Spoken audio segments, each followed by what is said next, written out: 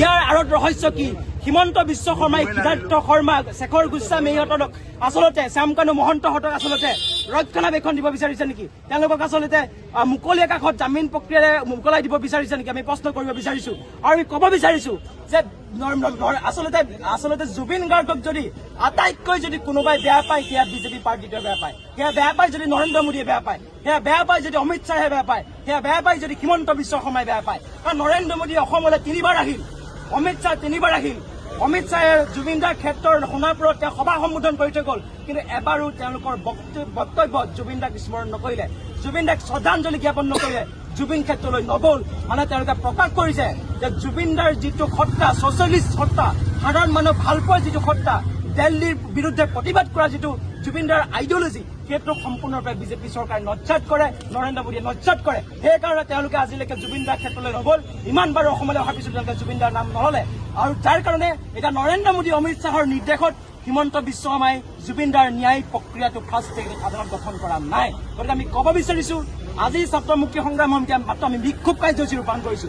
আজি শান্তিপূৰ্ণভাৱে আমি প্ৰতিবাদ কৰিছো, যদিও আমাক পুলিচ বাহিনীয়ে আমি বাধা দিছে, কিন্তু আমি ক'ব বিচাৰিছো আমি কেতিয়াও শান্ত হৈ নাথাকো। যদি শীঘ্ৰেই জুবিন দাৰ ন্যায় বিচাৰ যদি শীঘ্ৰেই ফাৰ্ষ্ট ট্ৰেক আদালত গঠন কৰি যদি ন্যায় নিশ্চিতকৰণ নকৰে, যদি হত্যাকাৰীক মৃত্যুদণ্ড যদি কঠোৰ শাস্তি নিদিয়ে, তেন্তে অসমৰ ৰাইজ কেতিয়াও ক্ষান্ত হৈ নাথাকে। আৰু অসমৰ ৰাইজক আমি এটা কথা কৈছো, হিমন্ত বিশ্ব শৰ্মাটোক এটা কথা কৈছো, এই যে শেখৰ গোস্বামী, এই যে সিদ্ধাৰ্থ শৰ্মা, এই যে শ্যামকানু মহন্ত, এইকেইজনটো আচল হত্যাকাৰী হয়েই, কিন্তু আৰু এজন আচল হত্যাকাৰী আছে বুলি অসমৰ ৰাইজে এজন মানুহক সন্দেহ কৰি থাকে। সেই মানুহজন কোন? অসমৰ প্ৰত্যেকজন ৰাইজে জানে। সেই আচল হত্যাকাৰী বুলি ক'লে প্ৰত্যেকজন মানুহৰ মনত এজন মানুহৰ প্ৰতিচ্ছবি পাই আহে। গতিকে সেইজন মানুহ থকালৈকে যে জুবিন গাৰ্গে ন্যায় নাপায়, এই কথা নিশ্চিত হৈ পৰিছে। গতিকে আমি ক'ব বিচাৰিছো, শীঘ্ৰেই ফাৰ্ষ্ট ট্ৰেক আদালত গঠন কৰক। ফাৰ্ষ্ট ট্ৰেক আদালত গঠন কৰি জুবিন দাৰ ন্যায় নিশ্চিতকৰণ হ'ব লাগিব, অন্যথা অসমত ইয়াতকৈ ভয়াৱহ আন্দোলন হ'ব। এই কথা আমি স্পষ্টভাৱে সকীয়াই দিছো। জুবিন গাৰ্গ আৰু চৰকাৰী পোষ্টাৰ। নিৰ্বাচনৰ সময় আহিছে, গতিকে চৰকাৰী পক্ষই হওক বা বিৰোধী পক্ষই হওক পোষ্টাৰ লগোৱাটো স্বাভাৱিক, তেওঁলোকৰ প্ৰচাৰ চলোৱাটো স্বাভাৱিক কথা। কিন্তু মই আজি ছচিয়েল মিডিয়া মাধ্যমত, ছচিয়েল মিডিয়াত এটা বিশেষ ভিডিঅ' পালো, য'ত আমাৰ জুবিন দাৰ সমাধি ক্ষেত্ৰত থকা জুবিন দাৰ ফটোসহ থকা পোষ্টাৰ ওপৰত বা আঁতৰাই এতিয়া অসমৰ বিজেপি নেতৃত্বাধীন হিমন্ত বিশ্ব শৰ্মাৰ চৰকাৰে তাত চৰকাৰৰ পোষ্টাৰ লগাইছে, অৰ্থাৎ এডভাৰটাইজমেণ্ট লগাইছে। জুবিন দাৰ সমাধি ক্ষেত্ৰৰ সন্মুখত আছো, আৰু মই যে আপোনালোকক প্ৰায় মানে ফেচবুকত যে কৈ থাকো যে জুবিন দাৰ সমাধি ক্ষেত্ৰৰ সন্মুখত জুবিন দাৰ এখন ফটো আছিলে, এখন চাব পাৰে। তাৰ ওপৰত ৰজা হিমন্ত বিশ্ব শৰ্মাৰ ফটো মাৰি থৈছে। এয়ে জুবিন গাৰ্গক ভাল পায় তেখেতে। এতিয়া কথাটো হ'ল যে জুবিন গাৰ্গ ডাঙৰ নে হিমন্ত বিশ্ব শৰ্মা ডাঙৰ জুবিন ক্ষেত্ৰত? যিখন বিজেপি চৰকাৰে এটা সময়ত কৈছিলে ময়ো জুবিন আমিও জুবিন, হিমন্ত বিশ্ব শৰ্মাও কৈছিলে যে ময়ো জুবিন আমিও জুবিন। তেনে প্ৰেক্ষাপটত কিন্তু এতিয়া জুবিন দাৰ সমাধি ক্ষেত্ৰতো বিজেপি পোষ্টাৰে স্থান পালে। এতিয়া কথাটো কিমান গ্ৰহণযোগ্য, কোন ওপৰত, হিমন্ত বিশ্ব শৰ্মাৰ ওপৰত নে জুবিন গাৰ্গ ওপৰত? আপোনালোকৰ মতামত জনাব। কি ভাবে আপোনালোকে কথাটোক লৈ? চৰকাৰে পোষ্টাৰ মাৰিছে, হয়, সকলো জেগাতে মাৰিছে, কিন্তু জুবিন দাৰ ক্ষেত্ৰত তেনেধৰণে পোষ্টাৰ মৰাটো বিজেপি চৰকাৰ বা হিমন্ত বিশ্ব শৰ্মাৰ ওপৰত কিমান যোগ্যতা আছে, সেইটো আপোনালোকে এবাৰ বিচাৰ কৰিব। আপোনালোকে এটা কথা কমেণ্ট ছেকশ্যনত জনাব যে জুবিন গাৰ্গ ডাঙৰ নে হিমন্ত বিশ্ব শৰ্মা ডাঙৰ? প্ৰত্যেকটো কথাতে ৰাজনীতি আওতালৈ আনিব কিয় বিচাৰিছে হিমন্ত বিশ্ব শৰ্মা নেতৃত্বাধীন বিজেপি চৰকাৰে? প্ৰতিটো কথাতে আপুনি যদি চাই, ধন্যবাদ জনাব আপোনাৰ মতামত। বিজেপিৰ কৰ্মকৰ্তালৈ আমাৰ প্ৰশ্ন, এইখন শংকৰদেৱ আজান ফকীৰৰ পবিত্ৰ মিলন ভূমি হয়নে নহয়?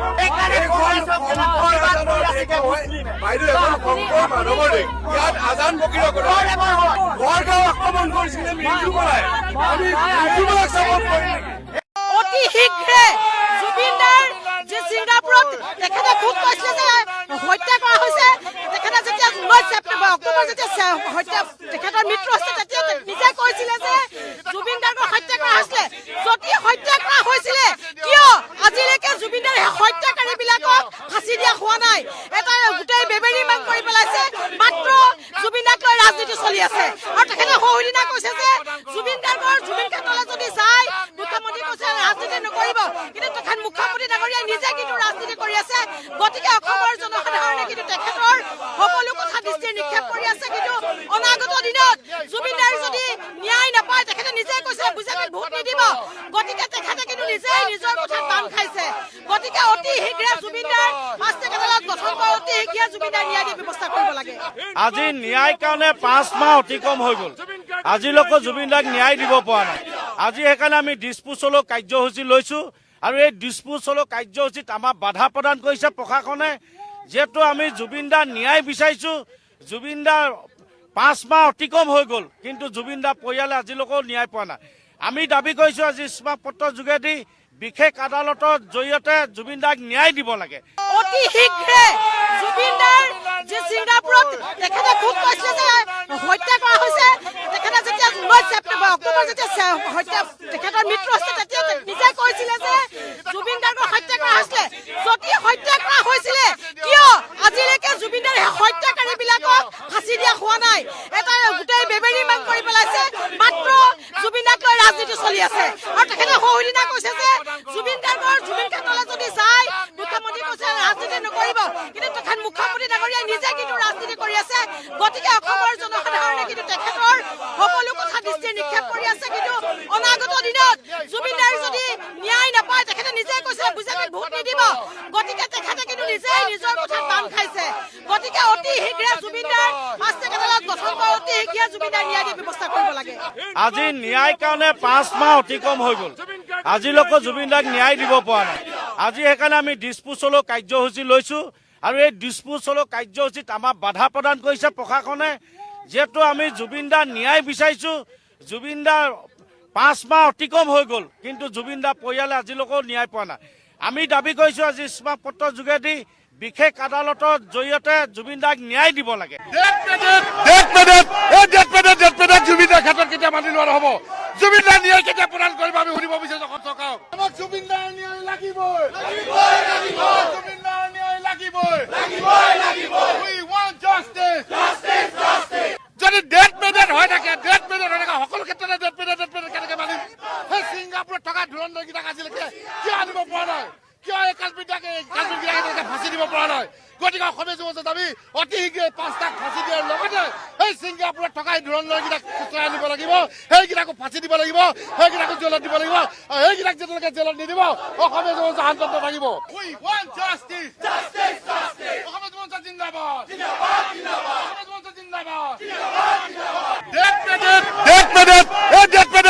জুবিনদাৰ ক্ষেত্ৰত কেতিয়া মানি লোৱা হ'ব জুবিনদাৰ ন্যায় কেতিয়া প্ৰদান কৰিব আমি সুধিব বিচাৰিছো চৰকাৰক আমাক জুবিনদাৰ ন্যায় লাগিবই জুবিনদাৰ ন্যায় লাগিবই We want justice.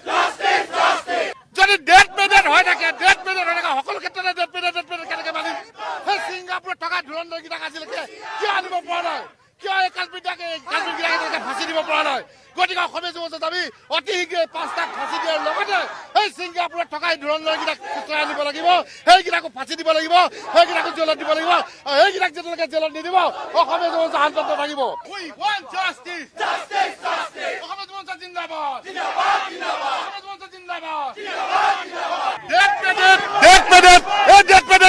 জুবিনদাৰ ক্ষেত্ৰত কেতিয়া মানি লোৱা হ'ব জুবিনদাৰ ন্যায় কেতিয়া প্ৰদান কৰিব আমি সুধিব বিচাৰিছো চৰকাৰক আমাক জুবিনদাৰ ন্যায় লাগিবই জুবিনদাৰ ন্যায় লাগিবই We want justice.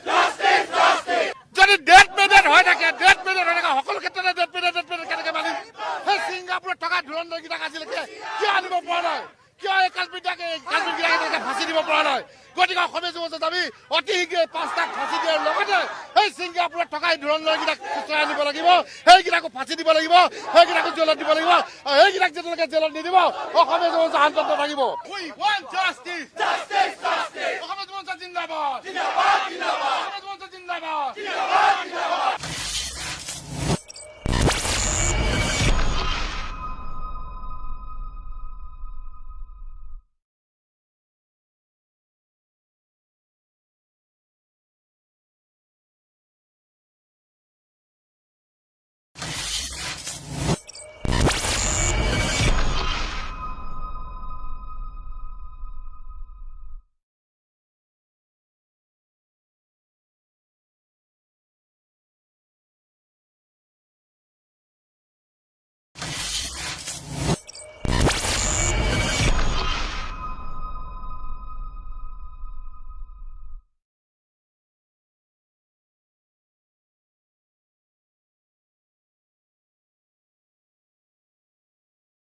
নমস্কাৰ।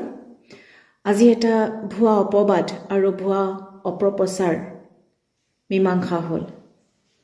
আমাৰ অসমৰ মাননীয় মুখ্যমন্ত্ৰীগৰাকীয়ে সদায় গৌৰৱ গগৈ ডাঙৰীয়াক পাকিস্তানী লিংক সন্দৰ্ভত প্ৰায়ে কৈ থাকে যে তেখেত পাকিস্তানীৰ এজেণ্ট, পাকিস্তানী লিংক। কিন্তু আজি কেন্দ্ৰীয় চৰকাৰে প্ৰমাণ কৰি দেখুৱালে যে গৌৰৱ গগৈ ডাঙৰীয়াৰ পাকিস্তানী লিংক এক ভুৱা অপপ্ৰচাৰ আছিল আৰু এক ভুৱা বাতৰি বিয়পাই অসমীয়া সমাজক বিপথে পৰিচালিত কৰিব বিচাৰিছিল।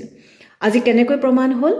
কেন্দ্ৰীয় চৰকাৰে আৰু লোকসভাৰ অধ্যক্ষ মহোদয়ে গৌৰৱ গগৈ ডাঙৰীয়াক ভাৰত ফিলিপাইন মৈত্ৰী গোটৰ অধ্যক্ষ নিযুক্তি দিছে। প্ৰথমতে মই গৌৰৱ গগৈ ডাঙৰীয়াক শুভেচ্ছা জ্ঞাপন কৰিছোঁ আৰু লোকসভাৰ অধ্যক্ষগৰাকীকো ধন্যবাদ জনাইছোঁ। তেখেত আৰু কেন্দ্ৰীয় চৰকাৰে প্ৰমাণ কৰিলে যে গৌৰৱ গগৈ ডাঙৰীয়াৰ ক্ষেত্ৰত পাকিস্তানী লিংক এক ভুৱা অপপ্ৰচাৰ বাহিৰে আন একো নহয়। ৰাজনীতিৰ ঊৰ্ধত সদায় মানৱীয়তা, আমি কেতিয়াও মানৱীয়তা পাহৰিব নাপায়, কাৰণ ৰাজনীতি সদায় নাথাকে, কিন্তু আমি সমাজখনত সদায় বসবাস কৰিম। এই সমাজখনক একত্ৰিত কৰি সকলোকে আগুৱাই লৈ যোৱাটোহে আচলতে আমাৰ ৰাজনীতিৰ লক্ষ্য আৰু উদ্দেশ্য হ'ব লাগে। ৰাজনীতিৰ কাৰণে কোনো ব্যক্তিক মিছা অপবাদ জাপি দি অপপ্ৰচাৰ চলাই ভুৱা কথাৰে সমাজখনক এই বিষ বিয়পাব নাপায় আৰু ব্যক্তিগত জীৱনক কেতিয়াও আঘাত সানিবও নাপায়। সেইকাৰণে মই গৌৰৱ গগৈ ডাঙৰীয়াৰ ক্ষেত্ৰত যি অপপ্ৰচাৰ চলোৱা হৈছিল, পাকিস্তানী লিংক, পাকিস্তানী বুলি সজাই তেখেতক পঞ্চায়ত নিৰ্বাচনৰ আগে আগে ৰাইজৰ পৰা ভোট লোৱাৰ অংকৰ বাহিৰে তেখেতৰ একো নাছিল। আৰু এইবাৰো মাননীয় মুখ্যমন্ত্ৰীগৰাকীয়ে ভাবিছিল যে এইবাৰো তেখেতক পাকিস্তানী লিংক, পাকিস্তানীৰ এজেণ্ট ভুৱা অপপ্ৰচাৰ চলাই ৰাইজৰ পৰা ভোট আদায় কৰিম, কিন্তু নাপায়। মানুহক কেতিয়াও আৰু সমাজক কেতিয়াও বিপথে পৰিচালিত কৰিব নাপায়। আজি গৌৰৱ গগৈ ডাঙৰীয়াৰ ক্ষেত্ৰত এক সাংঘাতিক এক মীমাংসা হৈছে যে গৌৰৱ গগৈ ডাঙৰীয়াৰ কোনো এনেকুৱা লিংক নাই, ইয়া ভুৱা অপপ্ৰচাৰ বাহিৰে আন একো নহয়। আৰু ভগৱানেও আজি সত্যতাৰ প্ৰমাণ দাঙি ধৰিলে, কাৰণ সত্য প্ৰকাশ হওঁতে সদায় সময় লাগে। আমি সময়লৈ আচলতে উপেক্ষা কৰিব লাগে। আৰু মই বিশেষকৈ গৌৰৱ গগৈ ডাঙৰীয়াৰ ইমান ধৈৰ্যৰে, ইমান সততাৰে এই কামখিনি তেখেতৰ নিজৰ কৰিবলগীয়া যি কৰ্তব্য, ৰাজনীতিৰ ক্ষেত্ৰতে হওক বা সমাজৰ ক্ষেত্ৰতে হওক, তেখেতৰ ধৈৰ্যৰ শলাগ লৈছোঁ।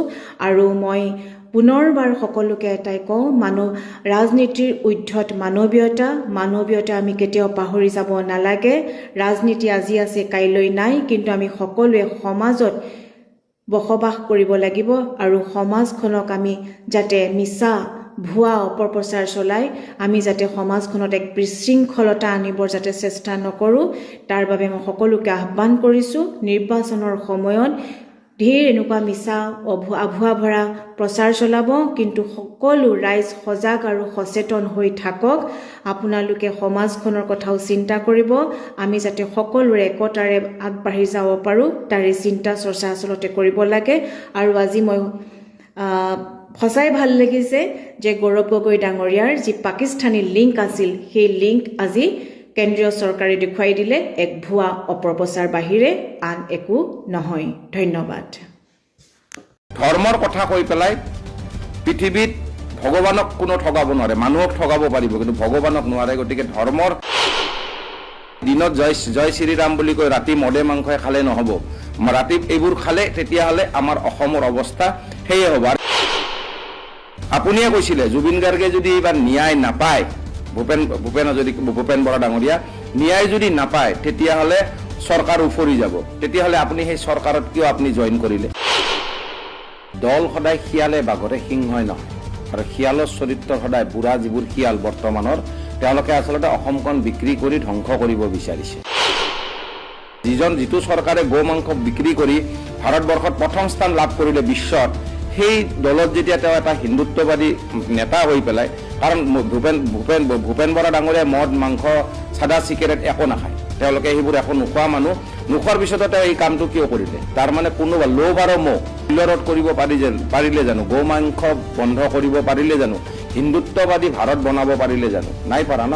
কাৰণ গৌ মাংস এতিয়া উইদাউট GSTত গৌ মাংস বিক্ৰী হয় আৰু বিশ্বত প্ৰথম স্থানত যিটো বিজেপিয়ে নিজকে হিন্দুত্ববাদী চৰকাৰ বুলি কয় বিশ্বত প্ৰথম স্থানত আহিলে আৰু তেওঁলোকে সুৰাপানৰ টেক্সেৰে তেওঁ বিজেপিত জইন কৰাৰ অৰ্থত তেওঁ ধৰ্মৰ যিবোৰ কথা ভাষাবোৰ কৈছিলে সেইবোৰৰ কোনো মূল্য নাথাকিলে। নমস্কাৰ।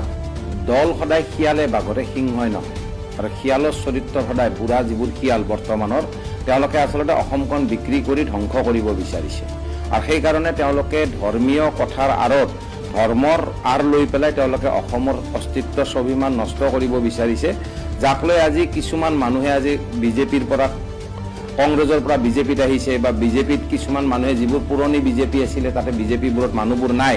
ইয়াৰ কাৰণ এটাই, আজি ভূপেন বৰা ডাঙৰীয়া, তেওঁ সন্মানীয় ভূপেন বৰা বুলি এইকাৰণে কৈছোঁ তেওঁক, কাৰণ মই তেওঁক বহুদিন লগ পাইছোঁ, কিন্তু অৰ্থাৎ তেওঁ যিটো ধৰ্মীয় কথা আলাপ আলোচনা কৰাৰ পিছতো যেতিয়া তেওঁ আজি ত্যাগ কৰিলে কংগ্ৰেছত, মানি ল'লোঁ কংগ্ৰেছ বেয়া হয়, ত্যাগ কৰিলে, কিন্তু তেওঁ বিজেপিত জইন কৰাৰ অৰ্থত তেওঁ ধৰ্মৰ যিবোৰ কথা ভাষাবোৰ কৈছিলে সেইবোৰৰ কোনো মূল্য নাথাকিলে। কাৰণ এষাৰ কথা থাকে, সত্য কথা ক'ব কাৰণে যদি মুখৰ আগত পৰমাত্মাও থাকে সত্যটো ক'বই লাগিব। সেইকাৰণে তেওঁ যিটো আজি জাগাত বিজেপিত গৈছিল, বিজেপি অহাৰ কাৰণ কি আছিল? মূল্য বৃদ্ধিক মূল্য ৰোধ কৰিবৰ কাৰণে বিজেপি আহিছিলে। মূল্য ৰোধ কৰিব পাৰিলে জানো? গৌ মাংস বন্ধ কৰিব পাৰিলে জানো? হিন্দুত্ববাদী ভাৰত বনাব পাৰিলে জানো? নাই পাৰা ন। কাৰণ গৌ মাংস এতিয়া উইদাউট GSTত গৌ মাংস বিক্ৰী হয় আৰু বিশ্বত প্ৰথম স্থানত যিটো বিজেপিয়ে নিজকে হিন্দুত্ববাদী চৰকাৰ বুলি কয় বিশ্বত প্ৰথম স্থানত আহিলে আৰু তেওঁলোকে সুৰাপানৰ টেক্সেৰে আজি চৰকাৰ চলাই আছে, মানে মদ বিক্ৰী কৰি মদৰ বিপণী, মানে মদৰ দোকানবোৰ দি পেলাই অপেন শ্বপে হওক যি হওক।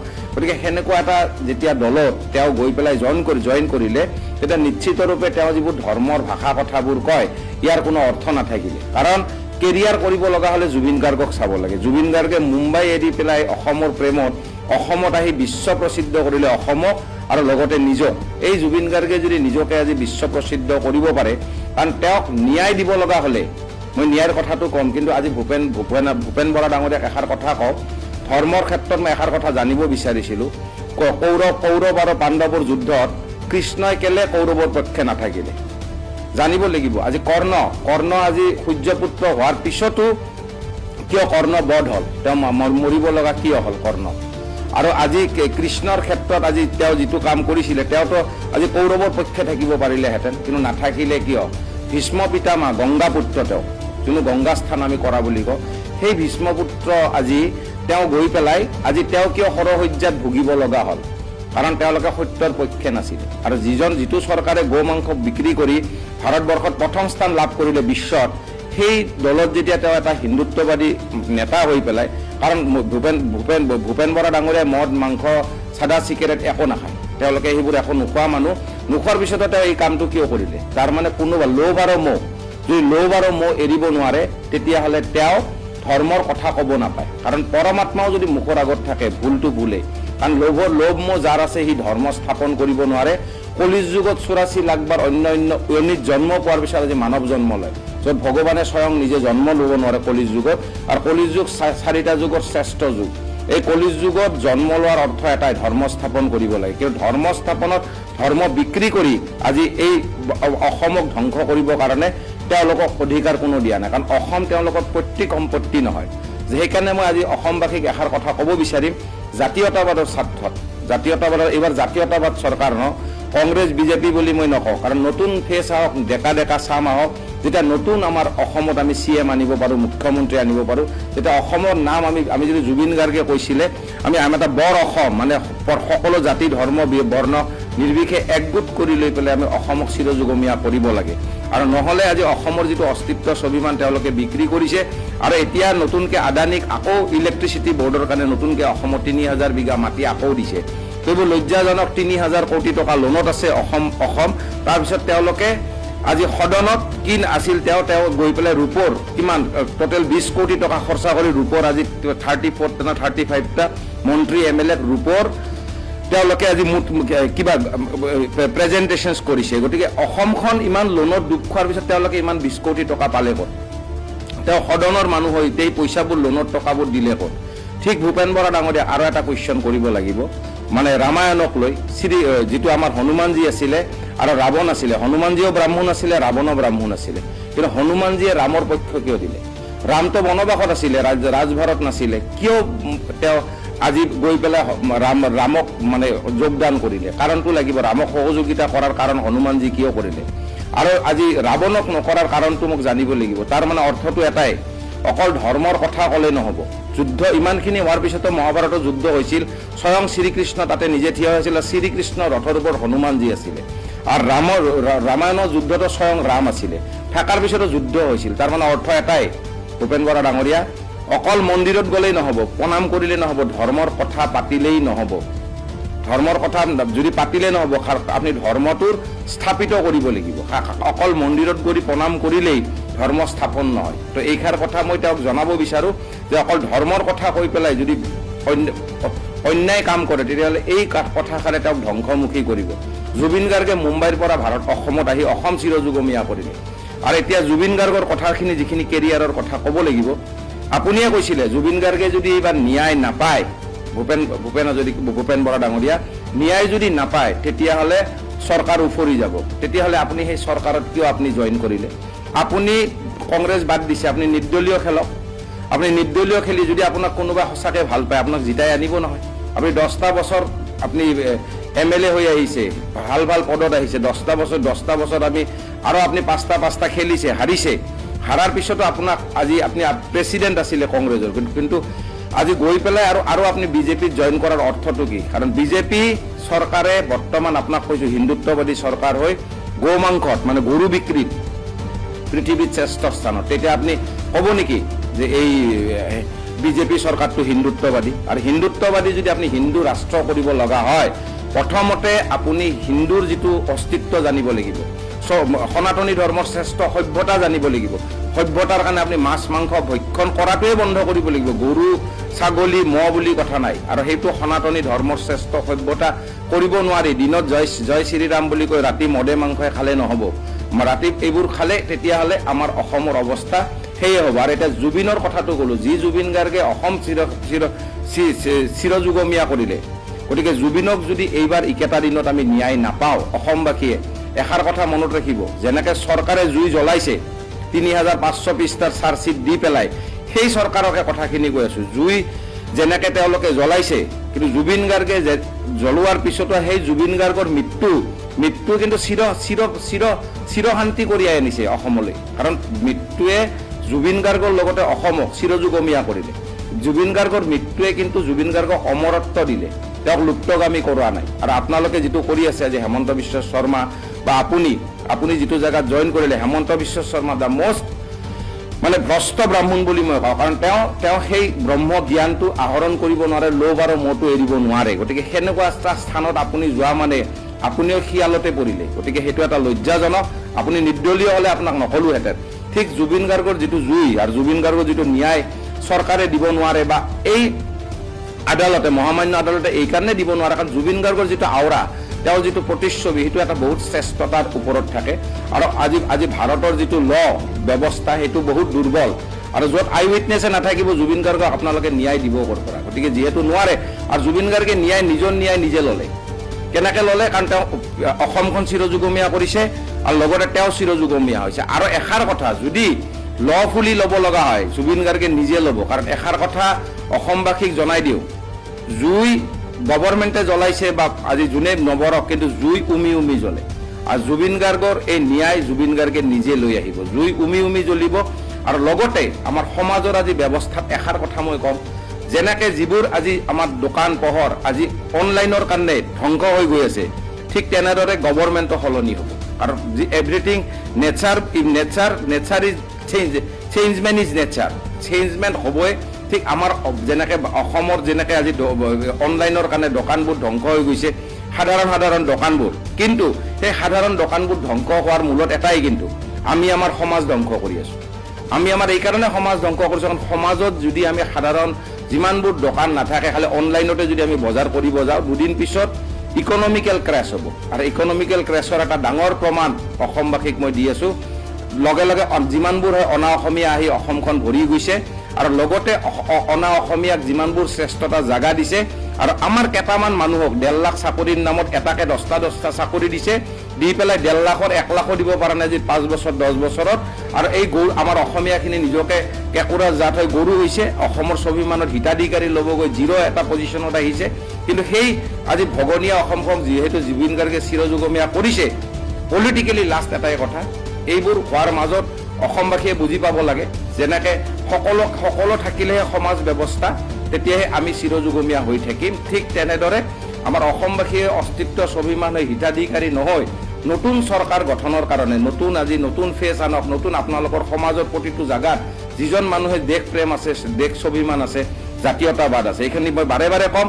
আৰু ভূপেন বৰা ডাঙৰীয়াৰ কথাত এটাই ক'ম, তেওঁ এইখিনি কথা তেওঁ ইমান ধৰ্মত কথা কয় কাৰণে কৈছিলোঁ, ধৰ্মৰ কথা কৈ পেলাই পৃথিৱীত ভগৱানক কোনো ঠগাব নোৱাৰে, মানুহক ঠগাব পাৰিব কিন্তু ভগৱানক নোৱাৰে। গতিকে ধৰ্মৰ ক্ষেত্ৰত স্বয়ং পৰমাত্মাও যদি থাকে, ভুল কৰিলে ক'ব লাগে। গতিকে এইখিনি জেগাত আপুনি বহুত ডাঙৰ ভুল কৰিলে, ইয়াৰ ফল আপুনি নিজে ভুগিব লাগিব, ইয়াক মই একো ক'ব লগা নাই। যেনেকৈ CM অফ আছাম হেমন্ত বিশ্ব শৰ্মাই নিজে ভুগিব।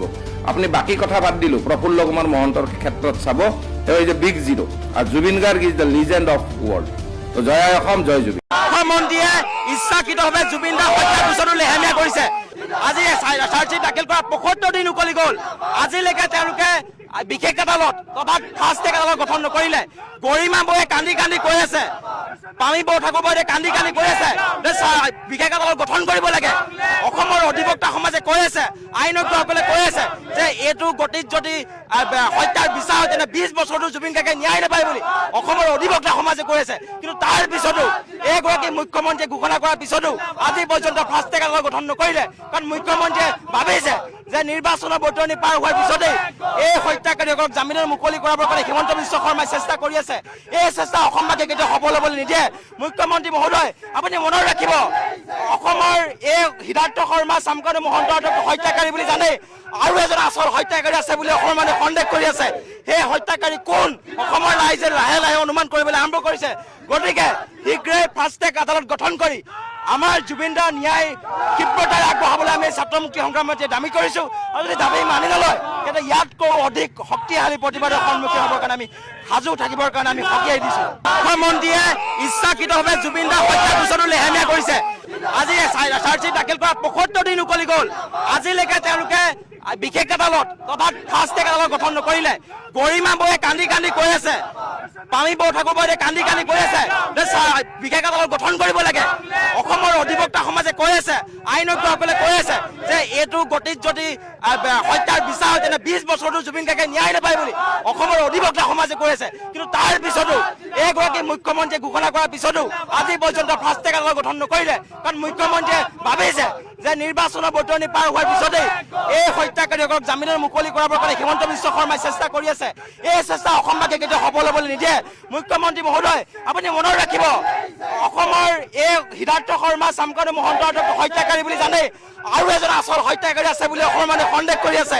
সেই হত্যাকাৰী কোন অসমৰ ৰাইজে লাহে লাহে অনুমান কৰিবলৈ আৰম্ভ কৰিছে।